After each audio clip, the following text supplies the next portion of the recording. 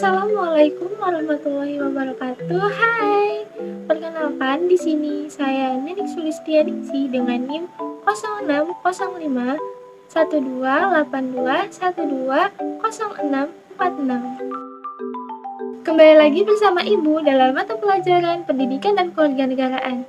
Sebelum memulai pembelajaran, marilah kita membaca doa menurut agama dan kepercayaan masing-masing, agar dalam proses pembelajaran kita berjalan dengan lancar. Berdoa mulai. Berdoa selesai.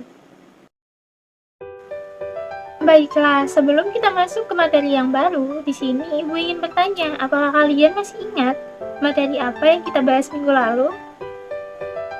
Ya, minggu lalu kita membahas materi demokrasi, yang mana demokrasi adalah bentuk pemerintah di mana warga negaranya memiliki hak yang sama dalam pengambilan keputusan, yang mana keputusan itu dapat mengubah kehidupan mereka.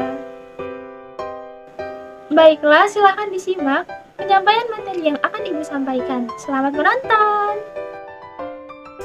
Baiklah, di pertemuan kita hari ini, kita akan membahas tentang sistem hukum yang ada di Indonesia. Sebelum masuk ke materi, Ibu akan menjelaskan tujuan pembelajaran kita hari ini, yaitu peserta didik diharapkan mampu memahami tentang sistem hukum yang ada di Indonesia, serta dapat menjadi warga negara yang baik dengan ikut menjalankan sistem hukum yang ada di Indonesia setelah melihat video pembelajaran ini.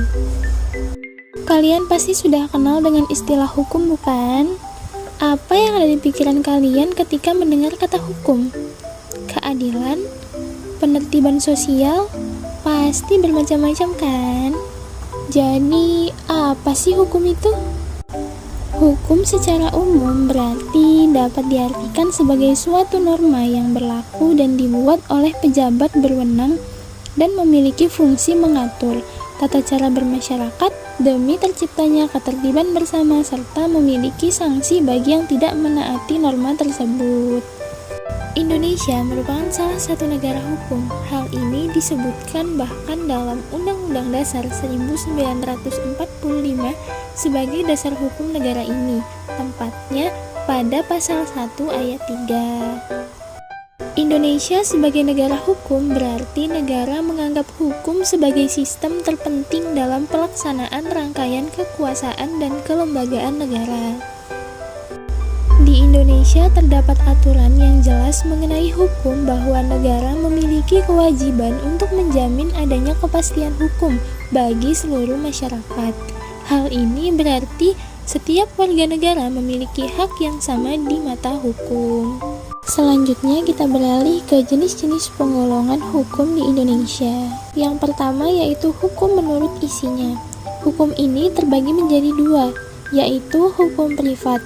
Hukum privat atau hukum sipil adalah hukum yang mengatur hubungan antara individu satu dengan individu lainnya, termasuk negara sebagai pribadi dengan penekanan pada kepentingan perseorangan. Yang kedua, hukum publik. Hukum yang mengatur hubungan antara negara dan alat-alat perlengkapannya atau antara negara dan warganya. Yang kedua, hukum menurut bentuknya. Hukum menurut bentuknya ini terbagi menjadi dua juga. Yang pertama, hukum tertulis. Yang kedua, hukum tidak tertulis. Hukum tertulis ini merupakan hukum yang terdapat di dalam naskah seperti peraturan perundang-undangan. Sedangkan hukum yang tidak tertulis adalah hukum yang hidup dan berkembang di dalam masyarakat dan dipatuhi, akan tetapi tidak dibentuk berdasarkan prosedur formal. Contohnya seperti hukum adat atau kebiasaan. Yang ketiga, hukum menurut sumbernya. Hukum ini terbagi menjadi 5 bagian, yaitu yang pertama, hukum undang-undang, yaitu hukum yang tercantum di dalam peraturan perundang-undangan. Yang kedua, hukum kebiasaan, hukum yang ditemukan dalam suatu ketentuan kebiasaan atau ketentuan adat istiadat. Yang ketiga, hukum jurisprudensi, hukum yang terbentuk karena keputusan hakim dan menjadi rujukan bagi hakim selanjutnya. Yang keempat, hukum traktat, hukum yang disebut Traktaten diadakan oleh negara-negara berdasarkan suatu perjanjian dan termasuk sebagai hukum tertulis. Yang kelima, hukum ilmu pengetahuan.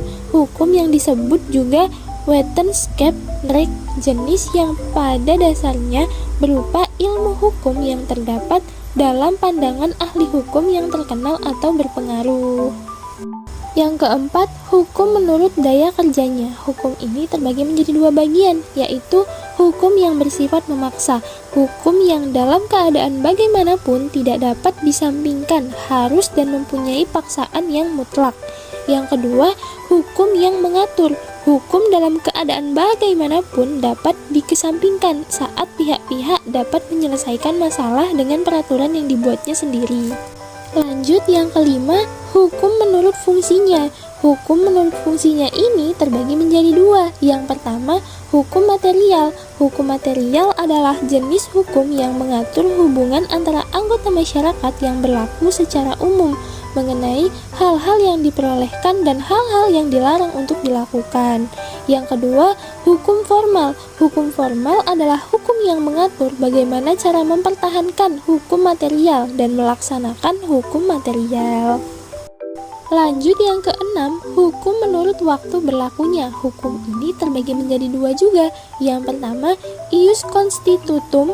Ius constitutum adalah hukum yang berlaku sekarang ini dan hanya bagi suatu masyarakat tertentu saat di dalam daerah tertentu dan disebut pula hukum positif.